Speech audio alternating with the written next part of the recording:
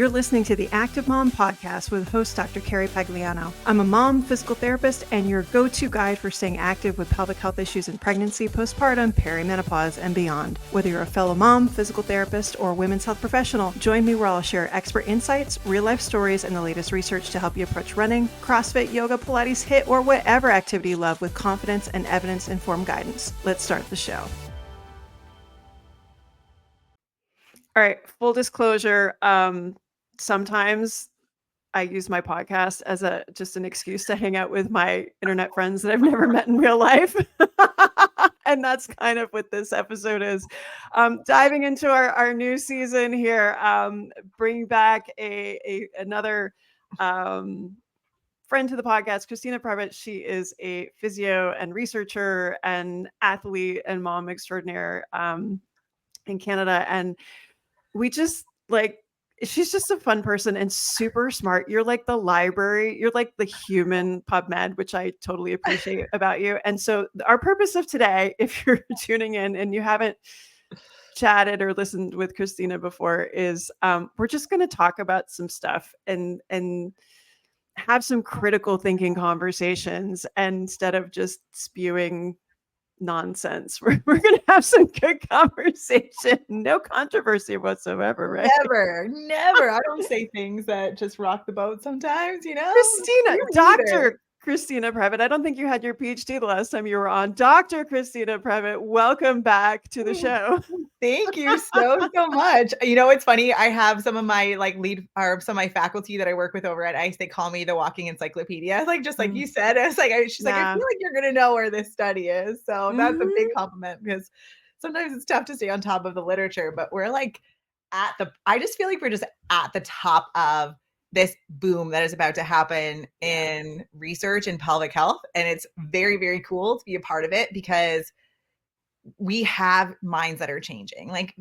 Our approach to rehab has really taken a shift and it feels slow, but it's really you got to build up to that explosion. And I feel like we're just we're on this edge of it. And so 2024 through 2026, I can just imagine is this wind up to really start seeing some things that are going to change. And for those that are new to the profession, those that are new to working in pregnancy, postpartum, there's a lot of frustration. Why don't we have this stuff out? And for those of us that have been around for a while, we're finally. But what I so appreciate about you, and I think this is part of the tides turning, and a lot of the people that are involved you are Switzerland in that you can interpret the research appropriately. You can critically analyze it, you can critique it, but you also bring back experience from the clinic and clinical kind of reasoning. And then you also are in the gym or the garage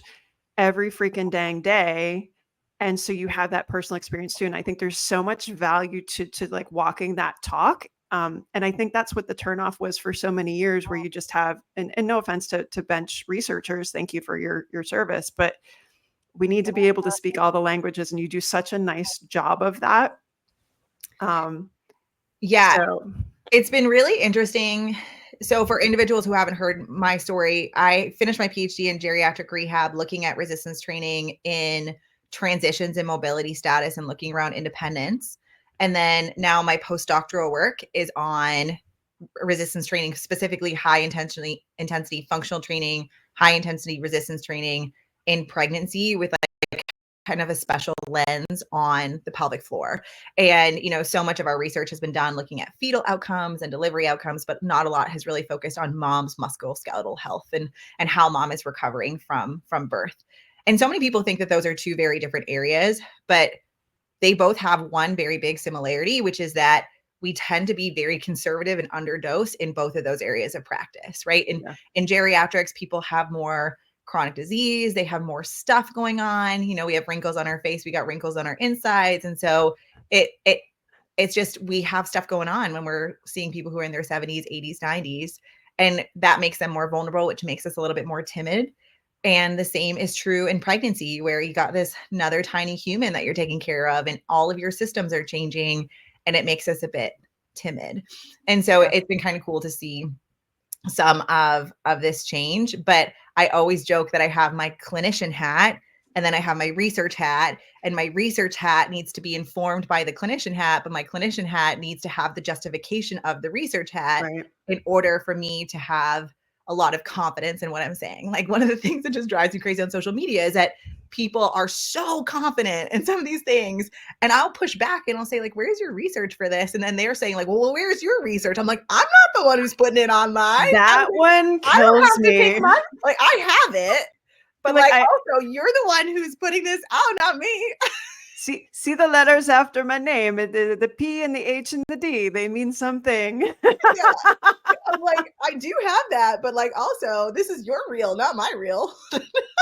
I know. Well, I mean, okay, so let's kind of go into the mud right away. And this is again where I so appreciate your opinion, because you have the background and the chops to be able to back all this stuff up. And so, double-edged sword of social media. Yes, there's a lot more information out there.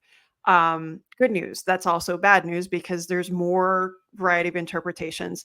I think there's also a tendency of, and we've spoken about this before. There's this weird line between getting information out there that's medically accurate and marketing. Mm-hmm. Yep. And sometimes people don't know the difference. Yeah. Talk to me about that. Yeah. So I think that, our attention spans are very short, right? Especially when we're digesting social media. And this happens in research too, where if we're trying to make a statement that applies to everybody, we're going to bias towards more conservative or restricted recommendations, right? Like, if we think about, if I'm trying to make an exercise guideline for every single pregnant person, I'm not going to tell you that you need to lift 75 to 80% of your 1 rep max by the time you're in your third trimester, because one, you don't have those maxes, and two, you don't have the body readiness, even if you weren't pregnant, to do those things, right? And so when people interpret things like our exercise guidelines, right, that is our blanket statement for everybody. Like, everybody would benefit from 150 minutes of aerobic moderate intensity exercise. And everybody would benefit from some amount of strength training 2 times a week, focusing on major muscle groups, hitting at least like a 6 out of 10 intensity in terms of effort to drive changes in strength. Where we have to start being a bit more critical is saying, okay, this person comes into pregnancy as an ultra marathon Ironman runner, and this person comes into pregnancy as a high level power lifter. Like, their body readiness is totally different. And Right. so, yes, those exercise guidelines account for them, but this person who's a power lifter is probably going to be able to deadlift 300 pounds for a lot longer in their pregnancy. Our marathon runner might be able to run longer in their pregnancy than a power lifter would feel ready to, because they have a certain amount of conditioning that they have, and their fitness matters coming into their pregnancy. And so we sometimes in social media, we just don't have the space for nuance and, digesting that. And that's where I always kind of push back. And the second thing is that the absence of evidence, it does not infer harm. The absence of evidence does not mean that it is harmful. It means that we don't know. And so with pregnancy and postpartum and pelvic health, if we don't know, the answer is often no. But where I spin and try and reframe that is, in the absence of evidence, I am going to promote health. Right. Right. In the absence of evidence, I'm going to promote health, which means that I'm going to, if there's a choice between health promotion and not health promotion and more sedentary behavior, I'm going to try and remove the barrier to get people to health promotion. Yeah.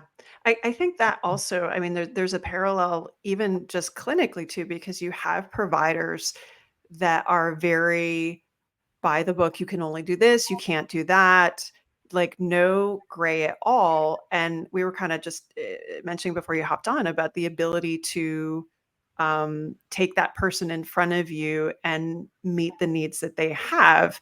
And some of that requires being informed by the literature, but in the absence of it, like you said, like we've got to deal with this person in front of us. And one of the examples I'm thinking of, I forget when this popped up, but it was a while ago, and it even made me think about it a little bit differently. You had posted a video of, I think it was like assisted sit-ups with a monster band. in pregnancy. And I was like, oh, that's cool as shit. Like, of course, wouldn't that be really cool to try? And I've tried it with a bunch of patients. And, we had to have the conversation about, oh, what's that going to do to my abs? And we're like, actually, strengthening is good, and not doing anything is probably not what we want. But there's some people that are really not happy about that and not willing to have that conversation in the gray.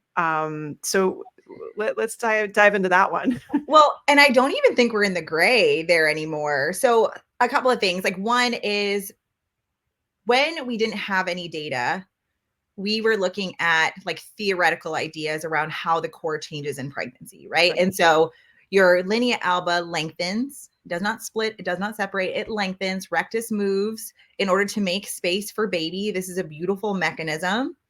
And so that lengthened tissue, when rectus contracts, it comes together. In the third trimester, on lengthened tissue, you're going to see some coning and doming. And so Christina of 2020 would have freaked out and said, like, oh, no, time to get away. Like, let's not do that. Right. Christina of 2024, 2025 feels very differently about that. One, I do not freak out about coning at all. I kind of expect it in late stage pregnancy because of the way that the muscles are now situated. Number two is, as I dove into the research, we tend to only look at, especially for abstract reading and not like getting into the meat and potatoes of a study, we are only seeing the things that are statistically significant or positive, and we aren't thinking about the things that are negative. And so Kari Bo's group had a paper that looked at what were some of the risk factors for persistent diastasis recti postpartum, and ab exercise during pregnancy was not a positive predictor. And so that's a negative finding that for me reduced a lot of fear.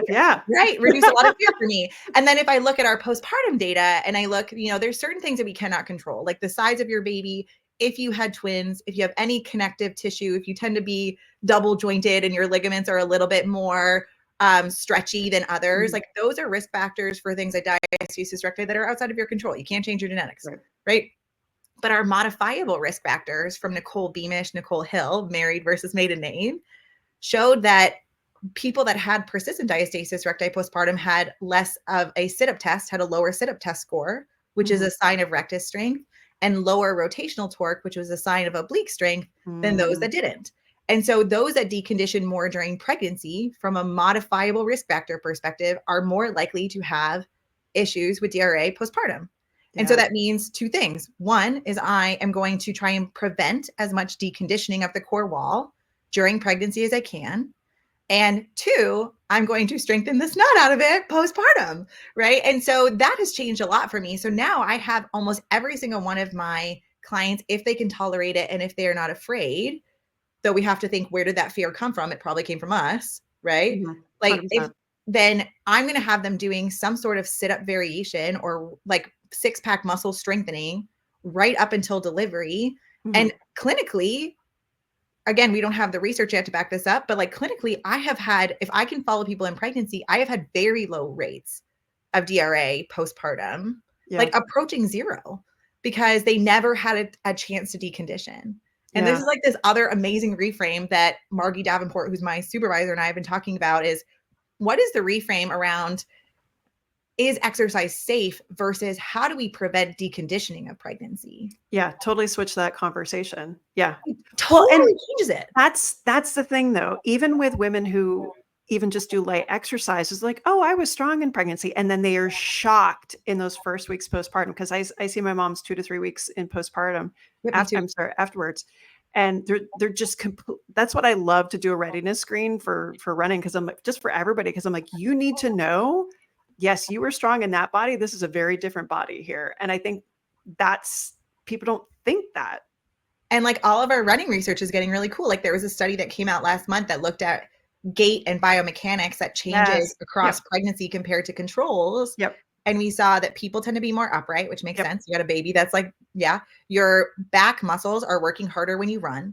You have less activation of your butt muscles, which might be a sign of weakness or a sign of changing body. And those change compared to non-pregnant or postpartum people, like when you're making that comparison across. And so one, that's great. We get to see what these biomechanical changes are. But two, I am going to be strengthening up the butt if you want to keep running. Like, And Well, that's or in the erectors too.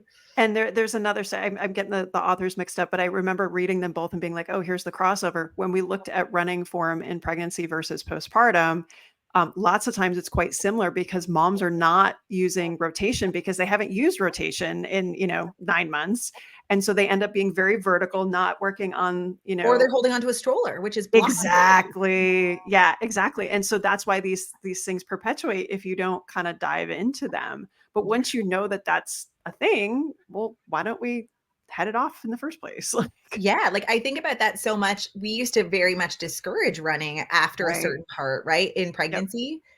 And then we wonder why moms are feeling like they're getting shin splints and stuff postpartum. It's because we you haven't done any impact. And we see this Right. in our like my geriatric PhD, right? Like after 65, we start telling people, "Ooh, don't do that. Like running's going to cause arthritis and like your bones can break and all this type of thing," which is ridiculous. Yep. Our bones respond to load, so we need to load them. And when we go through Yeah. a period of time where we don't load them, we need to gradually return to that loading and Yeah. know that your body might feel a bit sensitive to that impact because you haven't been there for a while. Right. That's one of the things. Impact definitely. And again, kind of looking at the menopausal lens and then reflecting back into postpartum in these two low estrogen states, Mhm. we need to work on bone and tendon health and that sort of thing too. But one of the biggest things that I think moms feel like in those early postpartum days is they just feel like heavy and like sluggish. And most mommy and me programs aren't going to include impact or plyos or anything like that. And a lot of people avoid them in the programs because they don't want to run into leakage. And then you get moms that are supposed to be doing impact in these menopausal programs and they haven't been doing it for the past however many years because they didn't get over the leakage. Like we need to introduce this like way sooner. And like not be afraid of leakage. Yeah. Like so many times when I'm working with somebody postpartum or who's perimenopausal, postmenopausal, and they're having symptoms, Yep. I'm trying to find them. Right? Like if I'm thinking about like you have a sore shoulder, Yep. I'm never going to say you can never have pain ever again. Or if you have pain, you're failing rehab. I'm saying, hey, like you can push into a 2 or 3 out of 10 if it starts to get really sharp or it's staying for a long time or if it's pushing into that 6 or 7 camp, like Yep. that's too much. Your body's not ready for it. But it's like we don't think that with pelvic. And then moms feel so much shame and Right. discomfort because they're starting to get back to exercise and they do pee a little bit. And like, Right. especially early, I was like, hey, your vulva's still pretty swollen. Like, it's all Right. right. Like, it's good. Yeah. Like, I don't, no judgment here. Like, like Yeah. let's try and see. And when when we reframe that and give a lot of empowerment to our Right. clients, saying, hey, like, we're just looking for your symptoms. This is a sign that your body's ready for it or not, versus you're going to cause permanent damage and destruction to your pelvis. Yeah.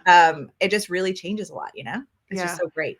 I do feel like, and if, for the most part, a few kind of outliers here and there, I do feel like this, 2024, there was a lot more normalcy, I think, behind watching people exercise in pregnancy, whether that be lifting. I mean, how many people at CrossFit games were pregnant? Like, and some were like early postpartum. How many Olympians were pregnant and early postpartum? Like, I feel like that has, I mean, there's still dudes that are like, you shouldn't be do this. You're going to kill your baby. No, no one's going to do that. Yeah. But I feel like in general, that's better. Would you agree? Yeah. And as a researcher, I am so thankful to those mamas because it lets me get through ethics boards and say, hey, like, look, we have all of these athletes and not just athletes, like our recreational exercisers who want Mhm. to, they signed up for a 10K, then they found out that they were pregnant and they want to still run that 10K or, like there's so many different scenarios Yeah. where they want to continue doing an exercise that sparks joy. Yep. And the more we have these examples, the more that we share those stories, the more that researchers are seeing, hey, there is a big need here. Mhm. We need to fill that. And like, you were talking at the very beginning about feeling like this is just like, don't we have this research? Like a lot of newbies thinking that. But if we look at our kind of trajectory of 1, women in sports, 2, women in research, and 3, inclusion of pregnant individuals in research, Yep. like some of these documents that are trying to protect and advocate for pregnant individuals coming into research studies is as old as 1994. Right. And right. And so like just saying, hey, like pregnant individuals should be in these research studies is just happening at the turn into the 2000s. And then now not only are we talking exercise, we're talking about like high impact, high intensity Right. exercise. Right. Right. And so we've had to like inch in slowly.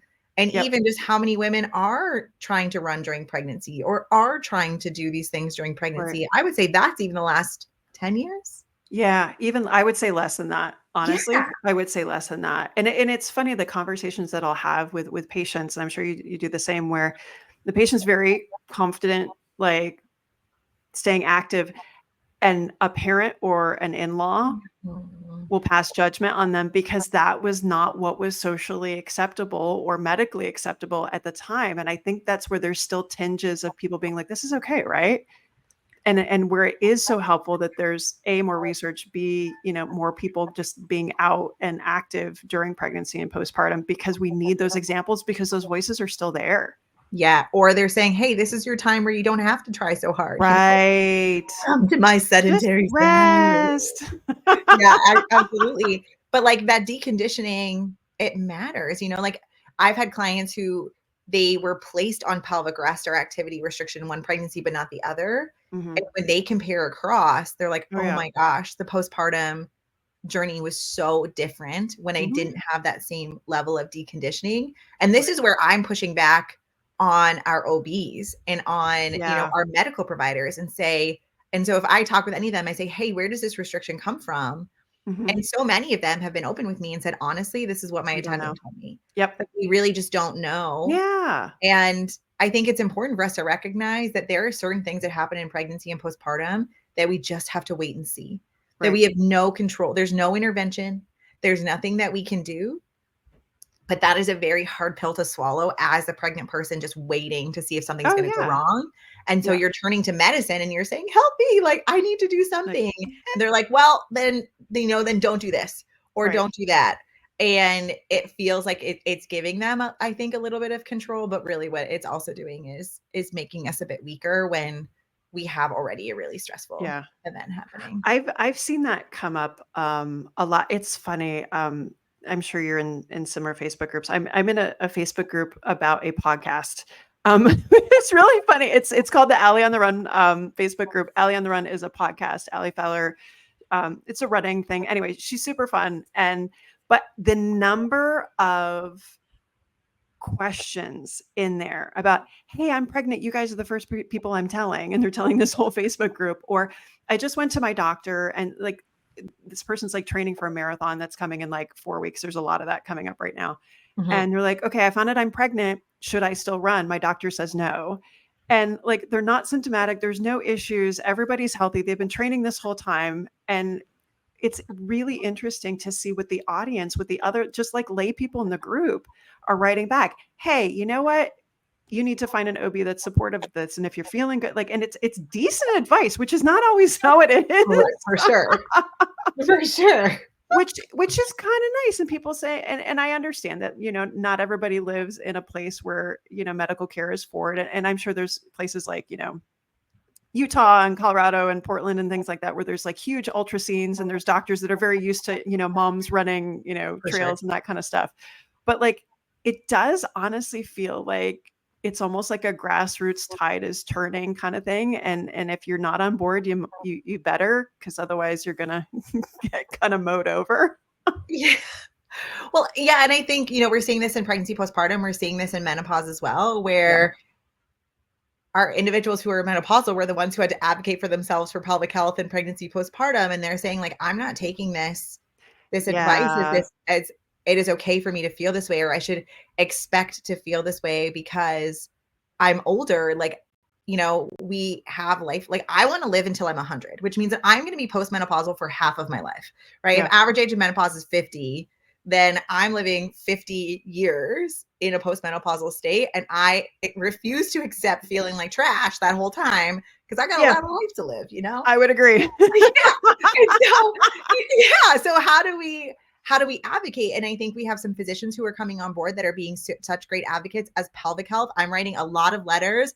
Like, I'm throwing my PhD around. Let me tell you, like, I'm like, hey, I'm a postdoctoral researcher in pelvic health. Like, I have a geriatric rehab. Like, lens and like, here's some studies that are looking at, advocating for hormone therapies or whatever. Yeah. Like, I would love to come alongside you. And I think that having, someone like us who's a physical therapist in our menopausal clients' corner, Yeah. it feels really good. Like, to be able to have like this group, or like, just this advocacy piece around menopausal care. Yeah. But I always joke, like in my geriatric course, I was like, our muscles respond to load, so we load them. Our bones respond to load, so we say, how's chair yoga and aquafit?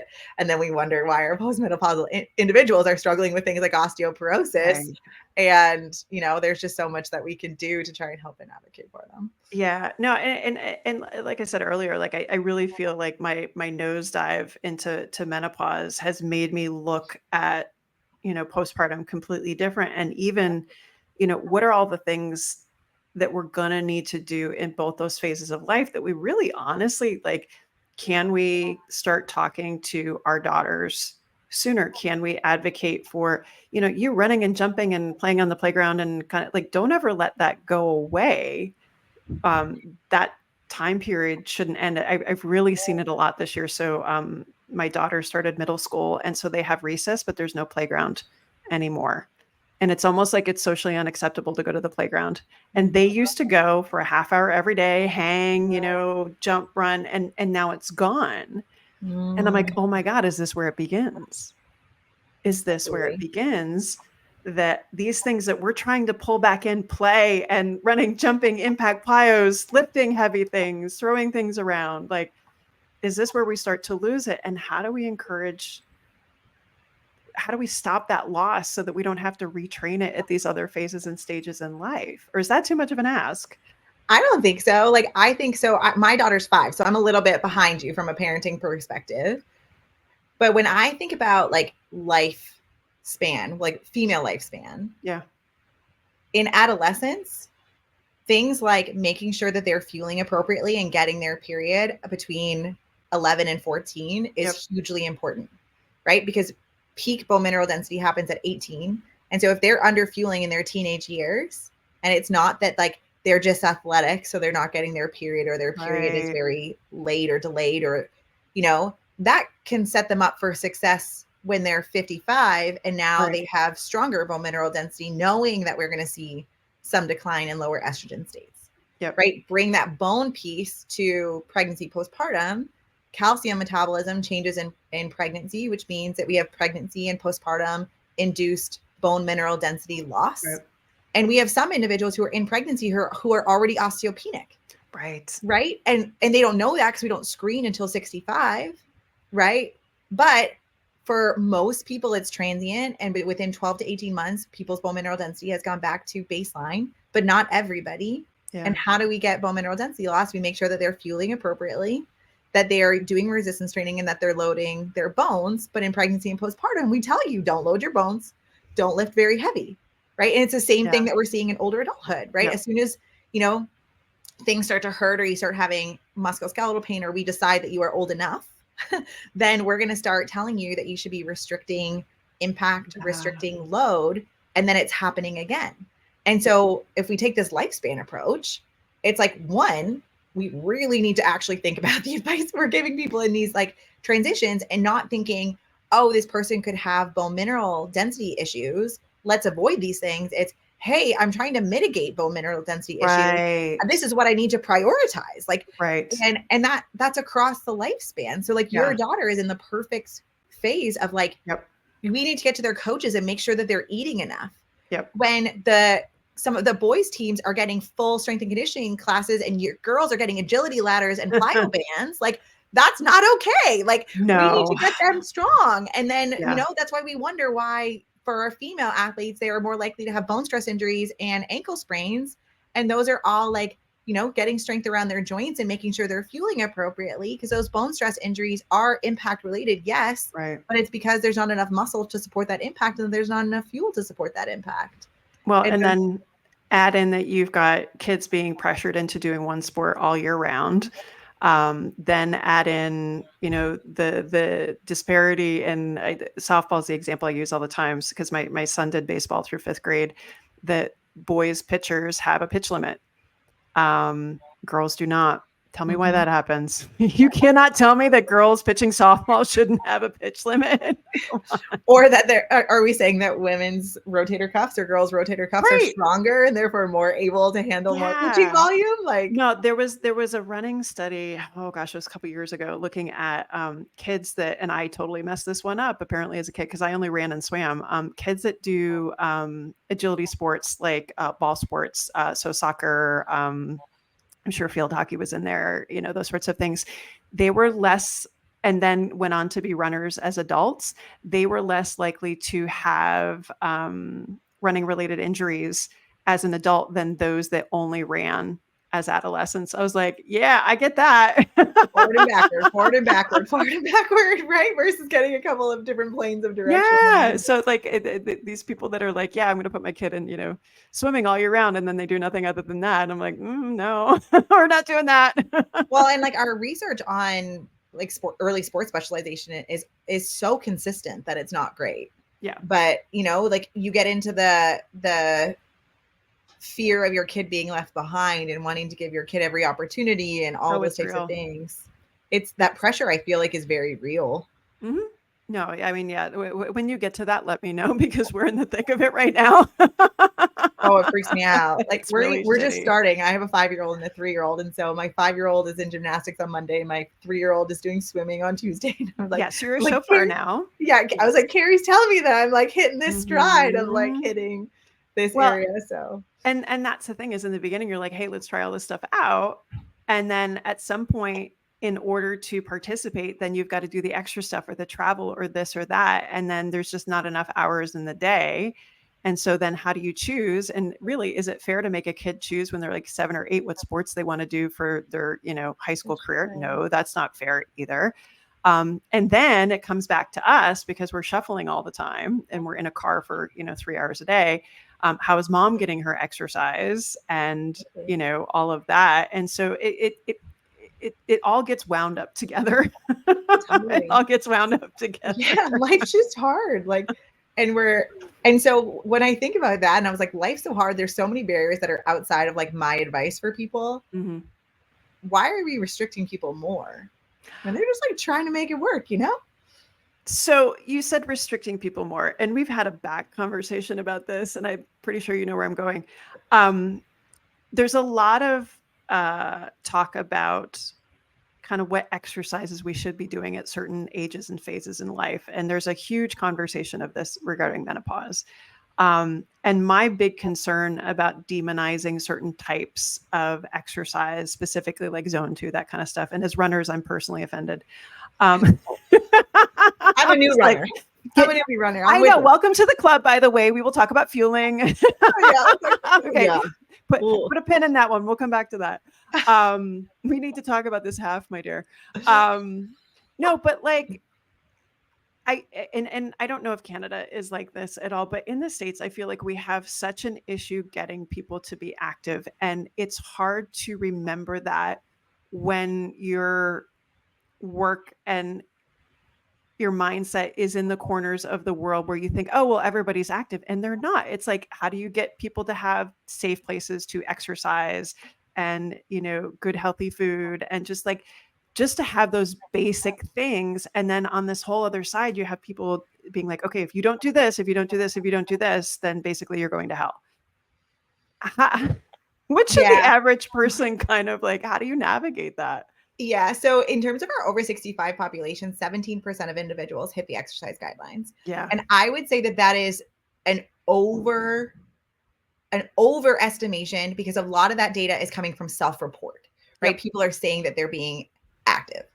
And so one of the things that I always say is tell me a time in your life where you wish that you were weaker. And then the flip of that is, do we have an over muscled culture? Like, do we have somebody who's too strong? Their heart is too fit.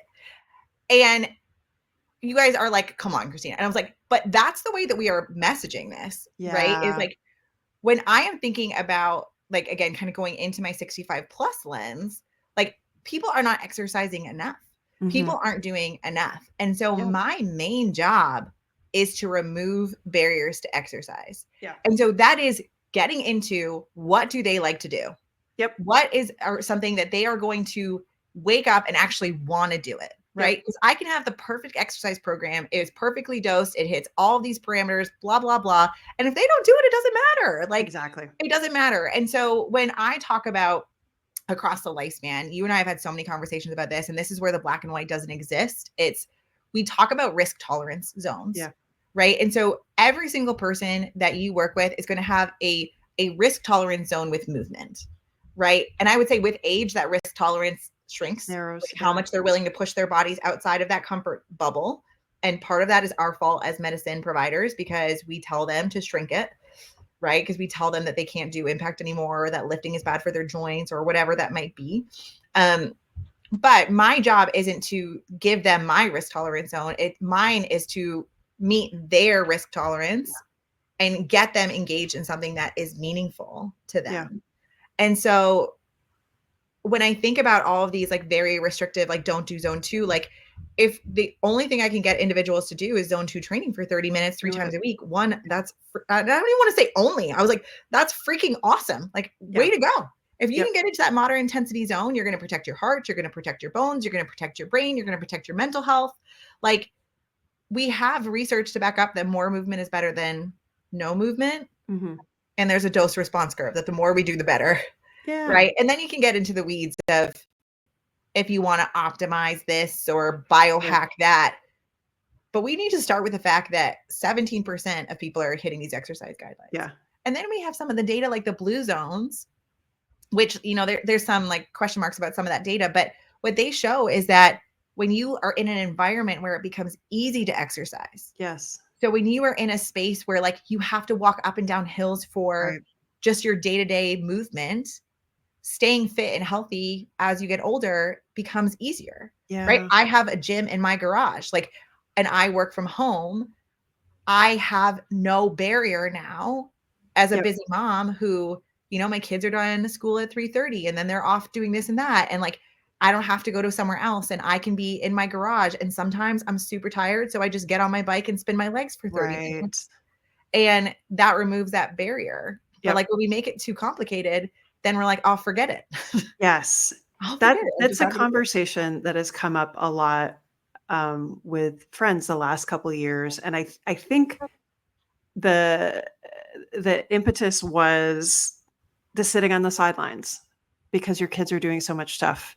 And I don't know how long you've sat on a sideline on a stupid bleacher. It hurts. I don't care if you have back problems or not. It is not meant to be sat on for a long time.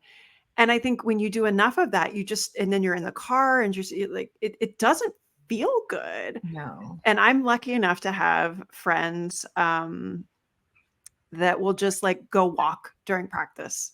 And just, even if it's just like walk around the pool or something like that, and it gets contagious.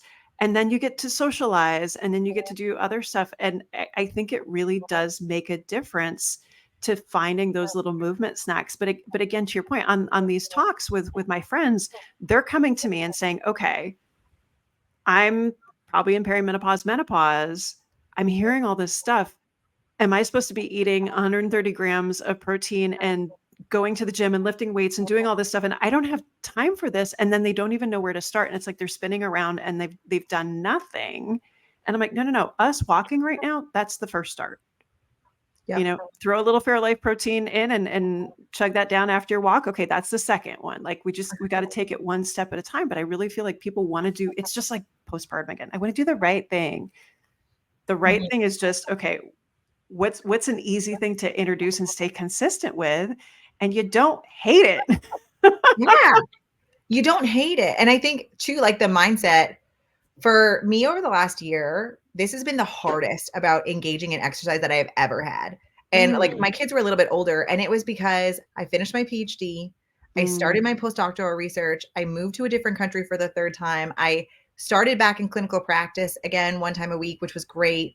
But there was a lot. My kids started going into swim stuff, and I went from training 10 hours a week to be a CrossFitter and be at a very high level to having to let that go. And like, honestly, it spiraled me. Like I was just like, I had all these expectations of my body and I put some weight on, which you would expect when you're bringing your volume down by like half.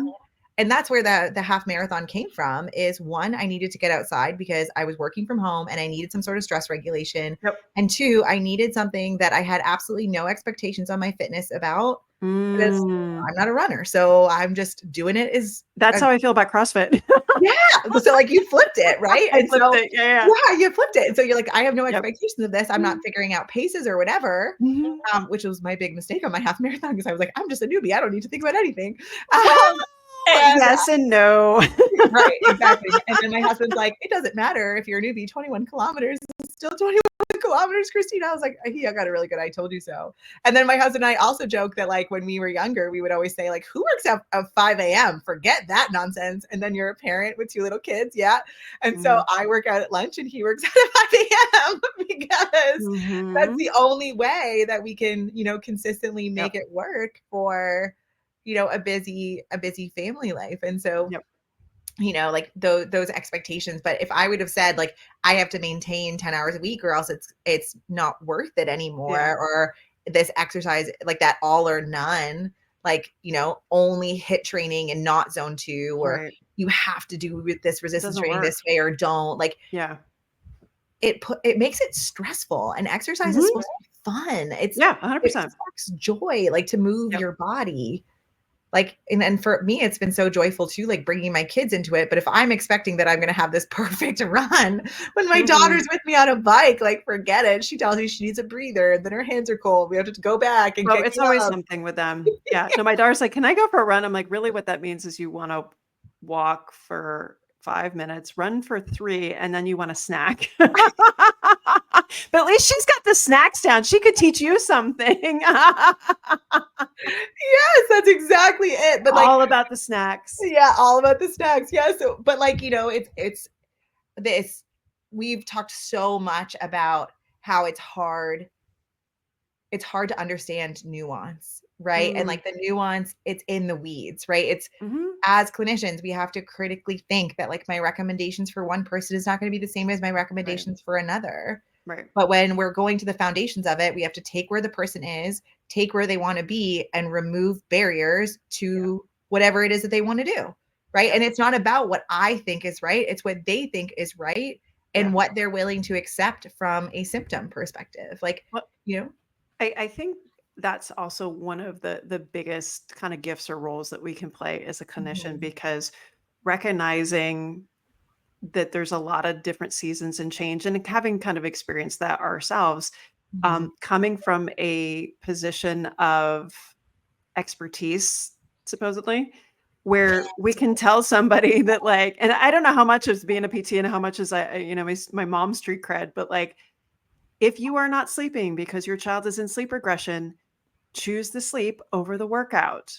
I can do that. Yeah, you can do that. And then when that goes away, then we can get back into it again. Or, when you get back to running and your kids are in elementary school, don't feel like you have to get a marathon PR when the last marathon you did was 10 years ago and finish and do like, you don't have to do all the things all the time. Oh, I don't.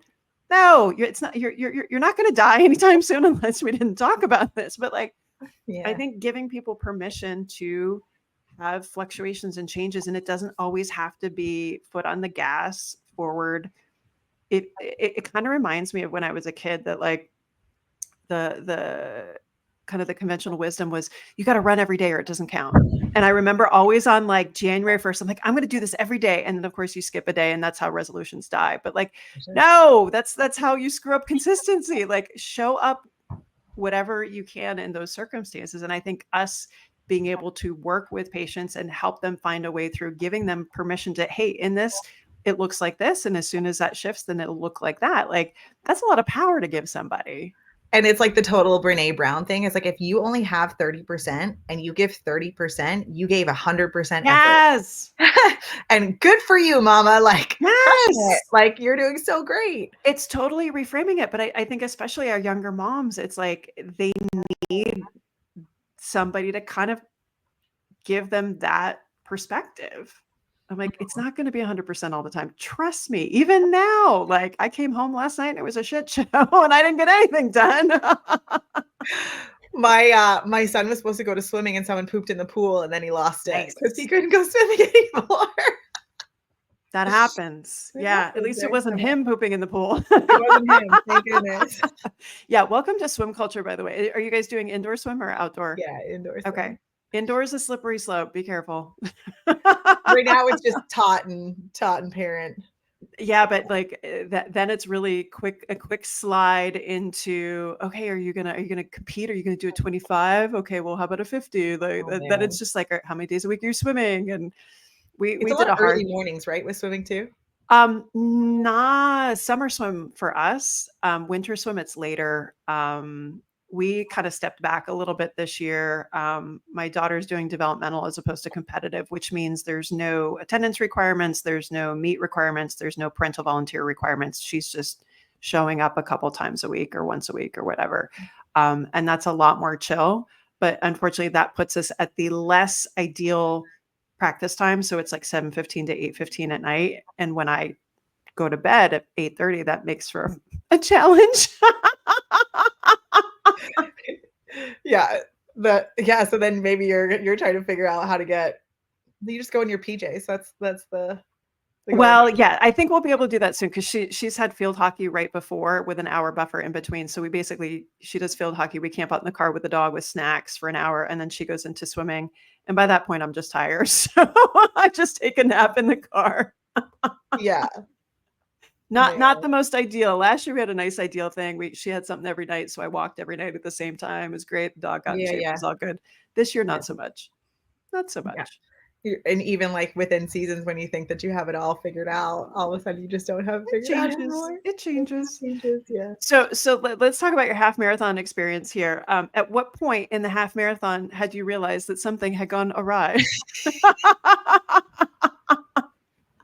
All right, so for anybody who does not know me, I haven't been a barbell athlete through and through. Like the last 10 years, I have competed in CrossFit, powerlifting, or weightlifting. So all strength-based sports, you can have snacks in between reps. Like it is not the same at all. It's been really fun coming into the running community because it is different. Like there's like stereotypes for CrossFitters and powerlifters and weightlifters. They're all true, and it's just so fun. And then there's runners, right? So now everyone's asking me about split times and like. Oh, I don't care about your splits. I just want to know, at what point did you start to feel like shit? Right. So then I was like, okay, so this is my first half marathon. I just want to like say that I can run. They're hard, by the way. Like halves are not like, hey, just do 3 5Ks. It's not that at all. No, it wasn't. And I was feeling pretty good. Like it had been great. And so what I had done with the half marathon is I was running 3 times a week and then cross training once a week, trying to get 1 to 2 times for strength training. And it was a way for me to get outside. And I brought my lab with me, and like my dog and I would run. It was great. So I had tried a couple of fueling, like I do like basically it's like almost a 6-kilometer loop around. We live out in the country. And so I would just like stop, grab some water, grab gel, and like go. And I was like, sweet, I'll just grab what's on the course. And my husband was saying like, make sure you're hydrating, but he's like, maybe you need more salt like the night before. And I was like, Nick, like, come on. I'm fine from an electrolyte. Yeah, Carrie's already like, this is the wheels are already falling off. And I was like, we had chicken noodle soup, which is like high sodium. I was like, that should be like a good boost. I don't need to think about anything else. And then on the course, I'll try and stop every 3 or 4 miles, and grab gels and electrolytes. So what really fell off for me is that the gel that was there tasted like I was eating Nutella. And so it was what did you gross. have? Like it was chocolate, like I don't even know what though. It was thick. Yeah. And what I found out now is that I should have been training myself to eat something like that on the course. And I bring didn't. your own if you don't like it. Yeah. But they have. Yeah. I thought it was like, I was like, I don't need to get all like fancy with this. I'll just like get whatever's on the course. And so I PR'd my 10K. I did like 58 minutes. I was feeling so good. And then 13 came and my lower abdomen started cramping. Oh, tummy trouble. I had good bowel movements in the morning, like was feeling good. Doesn't matter, but it did not matter. Like by the time I got to 18 or 19 kilometers, I was like, this is so painful. Like my butthole was cramping so bad that it felt like, like right before, if you've had a non-epidural delivery, like baby's going to come out. Like that was the rectal. Oh no, that's horrible. I'm sorry. It was horrible. And if I was not doing this half marathon, I would have just walked right off the course. And so the worst part is that my fitness was there. It just like my fueling was not there. So I just did not have enough electrolytes, and I did not have enough calories on the course. And so you're right getting around that hour plus mark. I was at Yeah. 13. So I was like probably an hour 20, and then it really started to get bad over 90, which is like Yep. that arc around when you like are Yes. starting to deplete glycogen and whatever. Yeah. And so I learned a lot, and I finished it in 216, which was I was Which hoping to is go. still good considering you're like about to die. Yeah, right. I know. I was at like a 205 pace, and then like the 210 marker passed me by, and Oh. I was like, oh, I just can't do it. It's just so painful to run. And so I did a lot of Mm. walk running in the last, especially Yeah. 4 kilometers. It was really Yeah. starting to hit. But yeah, it was a really big learning I'm sure you've experience. got a ton of advice after you like, what was some of the advice that you got when you kinda posted? Okay, so yeah. So this is where social media is amazing, and this is where the running community comes in. Mhm. I was like chastised. Like it was so funny. Like people were being so helpful, but it was hilarious because it was like as soon as I posted about it, I realized how big the running community is in like the best way possible. I had like probably 40 DMs Oh, I'm within a couple sure. of hours of like, what was your fueling? What was like asking. I'm being very rigid about it, and I don't think that I portrayed enough around how, like, laissez-faire I was about this, like, I was not trying to be hardcore, like, this is, like, Yeah. I'm going for the participation ribbon, Mhm. like, that was what I was doing, and so I was like, "I don't know," like, I don't know, or, like, Mhm. how much I took in or, like, how many grams of carbohydrates, and so They can get a little much, and I think I have a little perspective 'cause, so I did my first and only marathon back in '04, and that was back when you're like, "Maybe I'll eat like a granola bar in the middle," and you're trying to chew, and of course, now there's like 17,000 types of gels and yeah, different salt amounts and, how much has how many carbs, and I think in certain situations, like if you're running an ultra, yeah, you need to be sure to stuff down the calories because at a certain point you don't want to eat anymore and you just got to do it. But I here's my simple bit of advice, and I think people look at me like I'm doing a little bit too much, but damn, I feel good afterwards. I always run with fluids, and I always put none in it with ice because I like ice. mhm, I will drink every mile, like a sip, so it's something. yep. Um, if I'm running longer than an hour, I'll have a gel every half hour. That's it. Yeah, see, I That's it. think I just needed some sort of, like, very easy, simple thing like that And then because on my Garmin, I set a 30-minute timer. mhm, So when that one goes off, then I know to eat my gel around that time. And then yep. just when I hit a mile marker, I take a sip because I'm like, I can't do math when I run. I refuse. Keep it simple. Right, Keep and it simple. yeah, And it and better I just be yeah. not a like putty tasting. Like I know everybody loves Morton, which is like the Swedish one that's supposed to be like the best. I can't, it's like the taste in my mouth makes me want to hurl. I'm like, I need sweet, happy.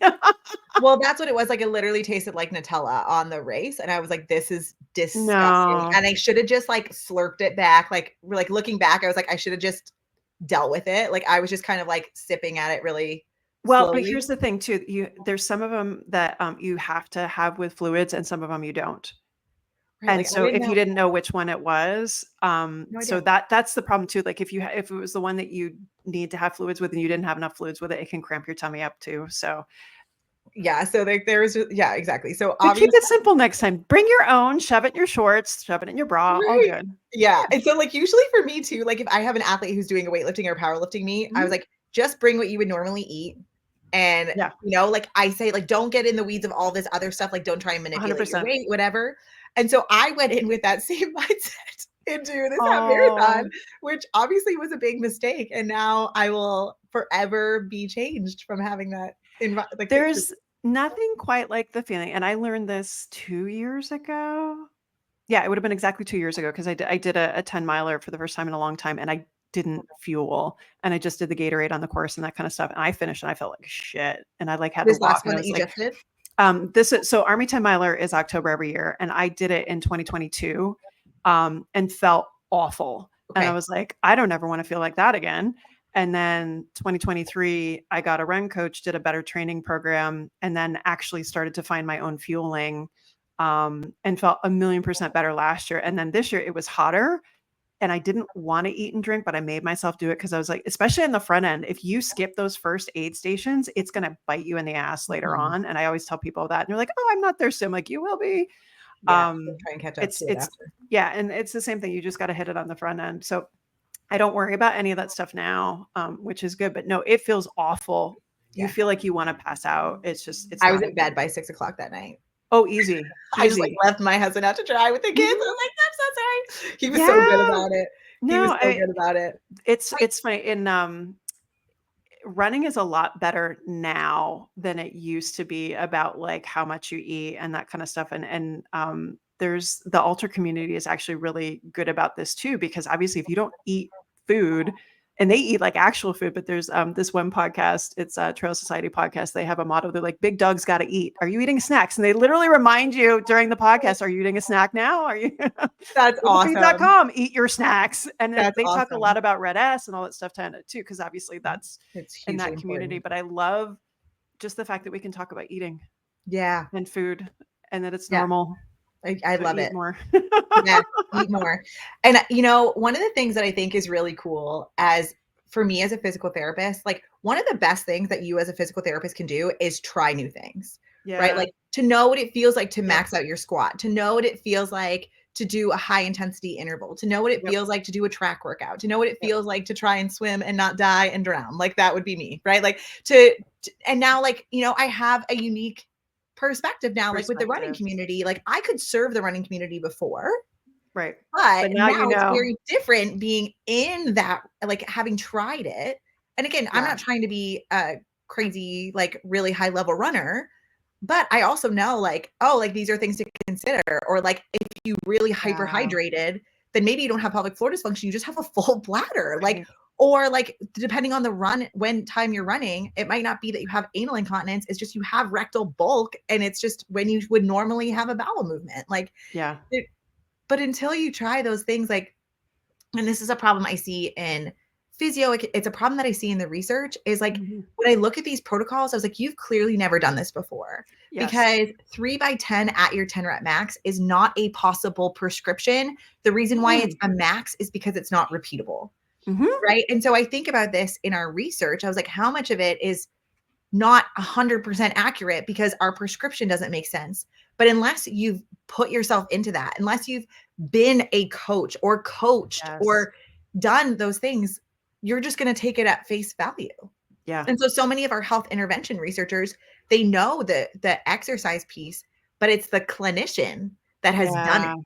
Yeah. It's the athlete that has done it. It is the person who has gone Yep. through these protocols that has given me just as much information that helps my clients Yes. as me knowing the RCTs. Yeah. No, that's exactly honestly how I got into CrossFit was I went to a class because I had patience and I needed to learn it. And then I walked in and I was like, oh shit, I need to learn how to do this. And my whole first year, I just shut my mouth and learned.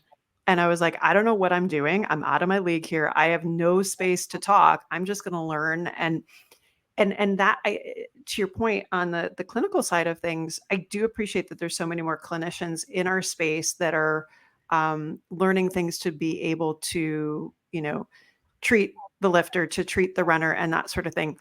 But stuff gets missed, and people treat on algorithms and not on what that person needs. I see it a million times over in working with runners because they're like, oh, well, when you run, you're supposed to do X, Y, and Z.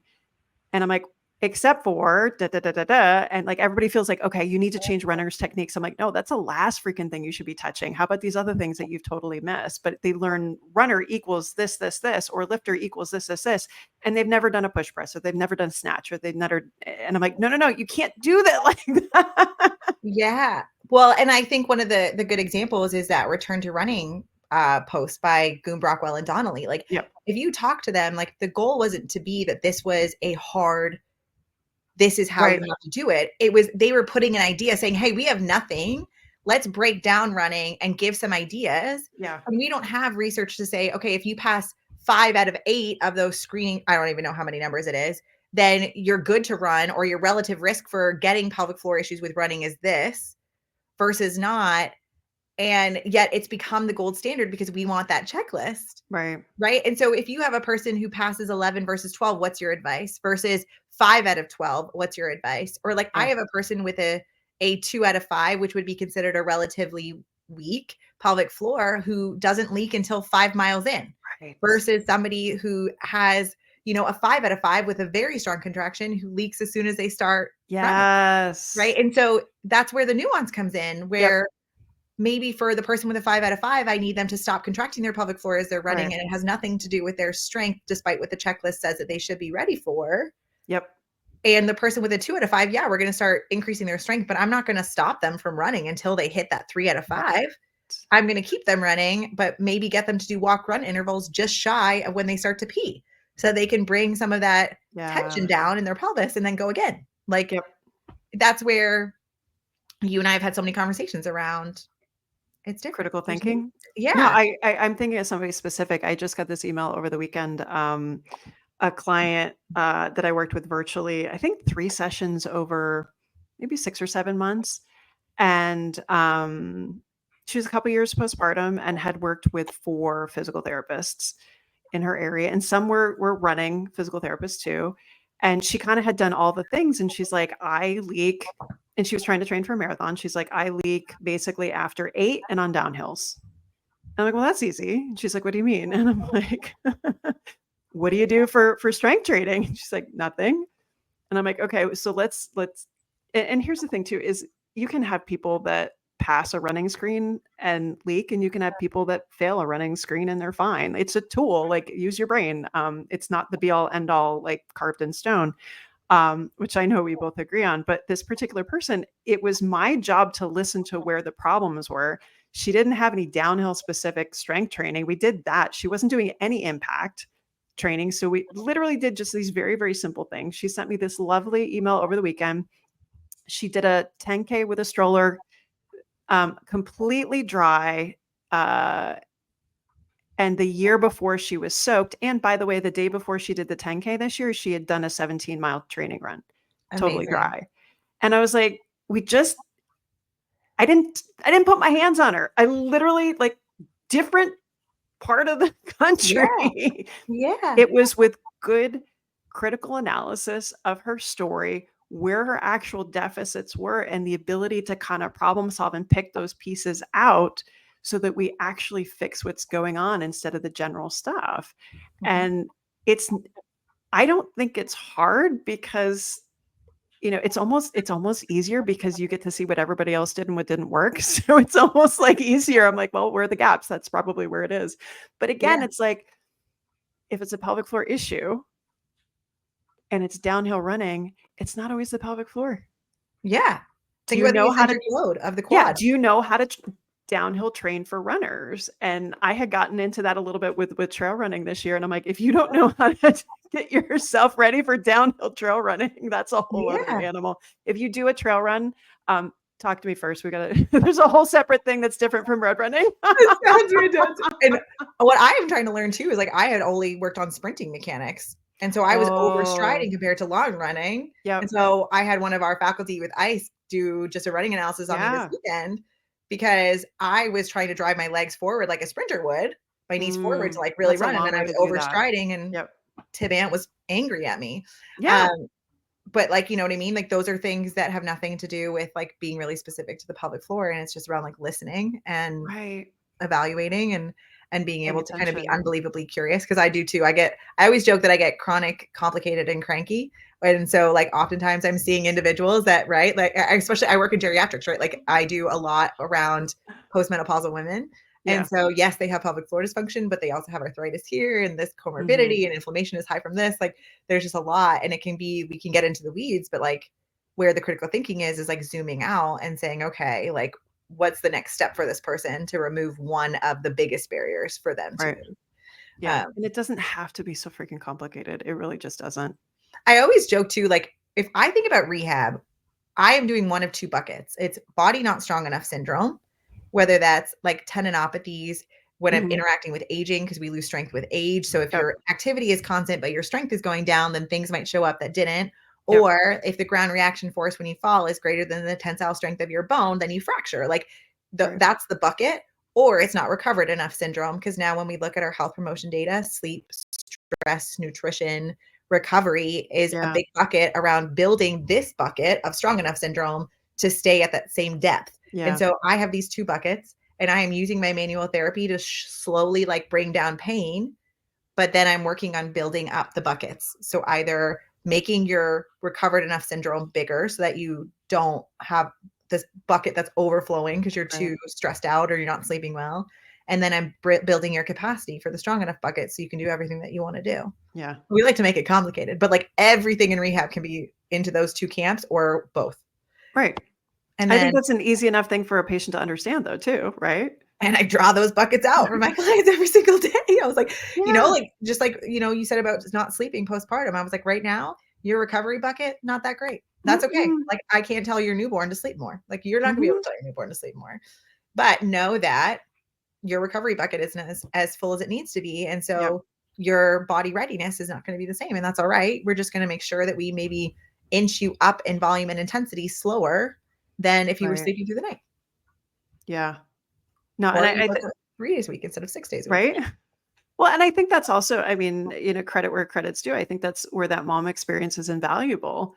I had a kid that didn't sleep for a really long time, and I know that feeling, and I know what it's like to be like, I can't do what I want right now, and you're just like, you feel like you're constantly drinking from the fire hose, and to be able to validate that for someone and give them again the permission to be like, hey, this isn't going to be forever. I know it really feels like it's going to be right now, but I need you to get this sleep, because if you don't, it's going to make things worse. And being able to have permission to have a conversation about it and have that be part of the clinical pathway, because And it really, it that does make that the holistic and like that's that whole person.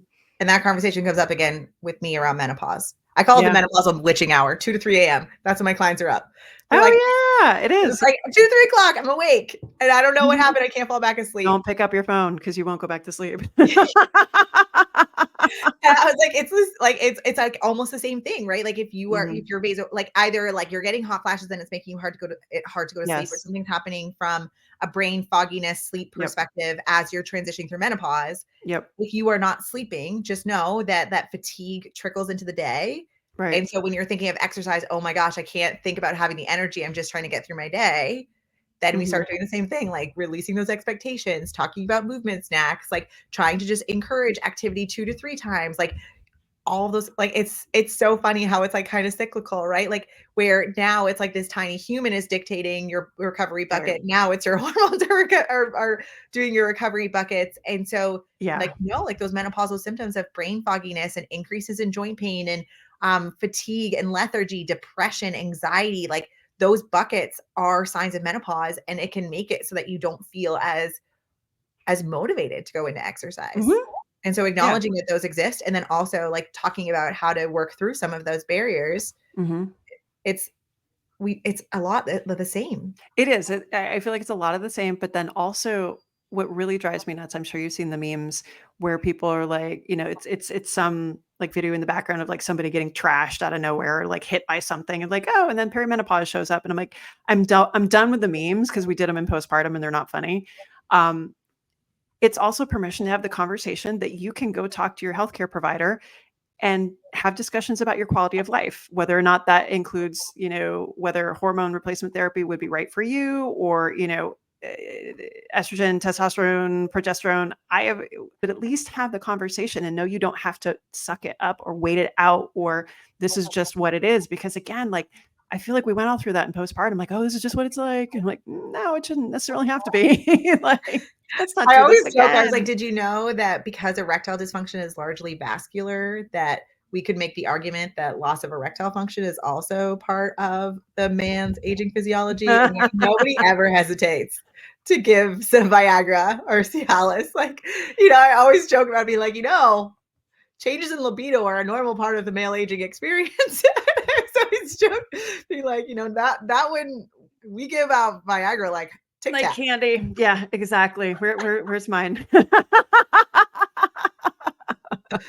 But Uh, I think that emotional experience is important, and I don't know about you, but I yeah. have a lot of people that kinda end up tearing up in my office because Oh, you're at the first least. person to ever listen and, like, Mhm. give space and Yeah. acknowledge the emotional side. I was like, "I know that this is really hard." And, like, Mhm. emotionally being in pain or feeling foggy or feeling like this body is not your own, and whether Yeah. that's pregnancy, postpartum, or menopause, like, Yeah. those conversations when you were going through big changes in our life are very Mhm. real because they're changing your baseline. And whether that's Yeah. temporary or permanent, that is a very difficult conversation to have. And, Yeah. and it's an emotional experience to have too. Yeah. No, I think so too. I mean, I always keep the good Kleenex with the lotion in it. So I'm like, because when you work in a hospital, you only get the cheap stuff. So I'm like, if I ever have my own practice, I'm gonna have the good Yeah, Kleenex. good stuff. The good stuff. we Yeah. we don't skimp on that around here. No, no. Love it. All right, Dr. Christina. I almost said Miss Christina. All right. We need to wrap this up here. Couple questions to finish on. What are you reading? I think I know what the answer is going to be. Oh my And it's not going to be research related or podcasts you're listening to right now. Yeah. I finished my PhD and then dove into fiction so hardcore. It's I all did like like, dragon drama, isn't it? Like, oh my gosh. There's like a meme that was like, nothing is like you're hitting your 30s. Like, how's the fairy smut and your marathon training going? And the first yes. comment was like, nothing about my personality is original. And I've never laughed so hard in my life because that was totally, Yeah. it's totally me. So I'm reading a trilogy by Adeline Grace called Belladonna, which is about like death and fate and interacting, and it's like a mystery fantasy book that has absolutely nothing to do with my research. I go through my fiction stages too. I totally missed the dragon smut phase. I don't know what happened to, Gen X here that I missed that, but A Court of Thorns and Roses, that was the smut, and then like the fourth wing, which was the dragon Okay. series. Its third one's coming out next like February or something like that. Not And a my husband and I read them family. together, which makes it super fun. Okay. My husband does not read. I mean, like, he reads, but like he doesn't read for fun. Yes. Which is awkward, but no, I always have a book next to the bed and I go through some fiction phases. But lately it's been not. And I did a lot of like summer fun reads like Elin Hildebrand, that kind of Yep. stuff, like beachy reads. And I'm like, okay, it's fall, we gotta come out of that now. So. Abby Jimenez was my beachy read. You were listening. Now, were you listening to some of those in your marathon training or your half marathon training too? Okay. Because we I chatted always about listen to that. audiobooks. It's funny, Yep. I don't listen to music because in my head when I'm running, I was like, okay, Mhm. one song's 4 minutes. And instead, Oh, I get really weird. So, you know what? I just like immerse myself in a story. And that's honestly, there's been weird. times where I've Okay. literally truly felt that runner's high. Like I did a Okay. 12K Friday before I went to teach a course in Michigan. Yeah. And I said to my husband, I was like, this was amazing. I could have been Mhm. running for hours because I just Yeah. like, hit that flow state, Yep. It's just so Yep. good. If I'm just doing like long miles that I'm not having to think about, I'll put on a book or a podcast or something like that. If I'm doing intervals or speed work, I can't because it's like I need to just go with the tempo of the music or something like that. It has to be a little bit more kind of emotional, like head down, we put a little rap on or something. The playlist gets diverse. Yeah. All right. Let's go with the last year. What's been your favorite activity this last year besides Dragon Smut? Well, reading again for fun has been wonderful. Right? Versus reading only research. What is a favorite Yeah. activity? I think for me, with my kiddos getting a little bit older, Yes. having them come into exercise with me has been like such a huge joy. Like, and Mhm. having my little one old enough, well, she's not really that little anymore to do stuff with me. Like, she will go for runs with me. She went Aw. to get her nails done with me this weekend, and so like, and her and I have actually started playing Pokemon Go together, so that we Oh. do adventures to hatch eggs. So you have to travel 10 Yes. kilometers. And she's like, Mom, let's go on an adventure. We got to hatch this egg. It's 10 kilometers. And so It's we never serious. go actually 10 kilometers, but it's been fun to like play this game, like, this Yeah. interactive, like force you to get outside type of game. Yep. And so it's been really fun to kind of connect with them on Yeah. things that they're starting to enjoy, Yep. So It's really cool. I mean, that's the good news, bad news part about all the activities is you do spend more time with them in the car. And I think, my daughter, because she has a few more activities, like that's really where like she's my buddy. Like we catch up on all sorts of stuff. She'll come with me on walks and that kind of thing. My son's a little bit harder tough. He's a little harder nut to crack because he's a little bit older and teenagers just um but he still has time, so he'll come out and walk the dog with me and that kind of stuff. But yeah, it's getting them out and figuring out a way to push that button that they just spill their guts and make it a space that's safe for them to do that. And as long as that's there, like I just, every day that they do it, I'm like, just keep it open. Cause I know there's going to come a day they're not. Or hopefully it won't come, but still, still. Yeah. All right. Mom advice. You're a couple years further into this now. Any new advice? That's a great question. I think that my advice is always that some movement is better than no movement. Yeah. Like, get rid of the expectations and just know. And also, like, a mom that's healthy is a baby that's healthy. Like, so many people think that it's like selfish to exercise themselves, but like we haven't even touched on like the mental health side of things. Like all of our postpartum exercise research is those that are getting movement in early postpartum are less likely to have depression, anxiety, psychosis postpartum. Yep. And so healthy mom is healthy baby. Yep. And it allows you to show up. And so if I can just like implore or like get a little bit of a crack in the guilt of I am working all the time and now I also want to do this exercise thing. I can't do that. Like that's very selfish of me. It's not, because you're going to be a mom for a long time. Yep.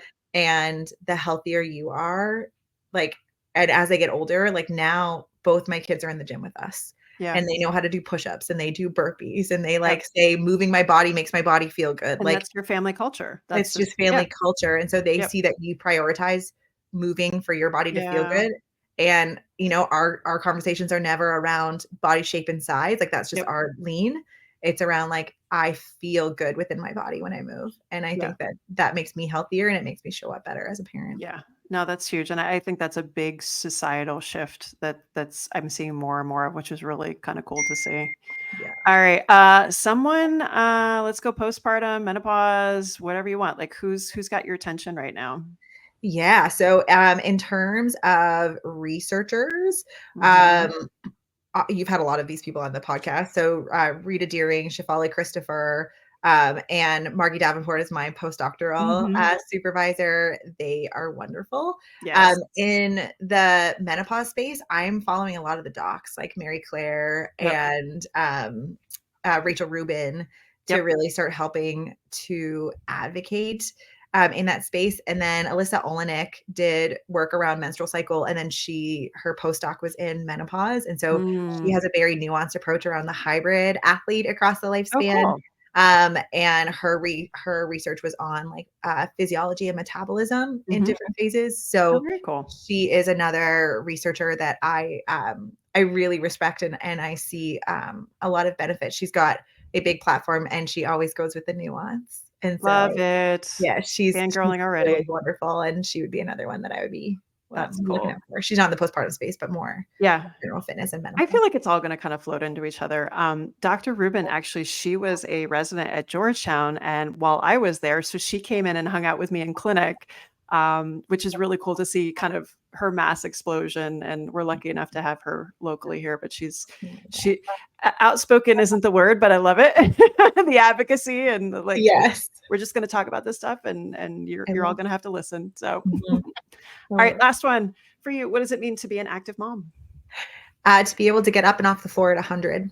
I want to be a Gigi. I don't want to be grandma. I want to be great grandma.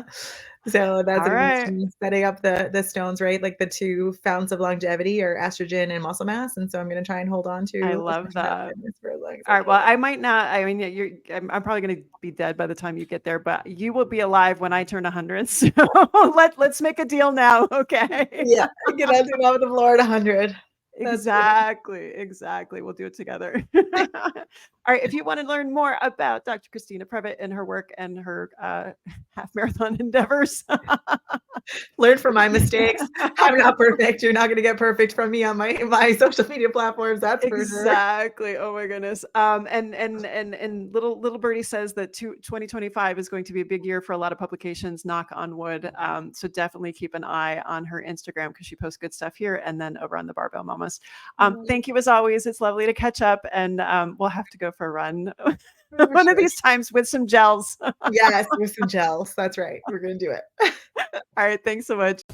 If you're navigating pregnancy, postpartum, or perimenopause, whether personally or professionally, check out all our free resources and upcoming courses at carriepagliano.com. This podcast reflects the opinions of Dr. Carrie Pagliano and her guests, and it is for entertainment purposes only and should not be considered medical advice. Always consult your healthcare provider with any medical questions. If you enjoyed the episode, please take a moment to leave us a 5-star review on your favorite podcast platform. And thanks for listening.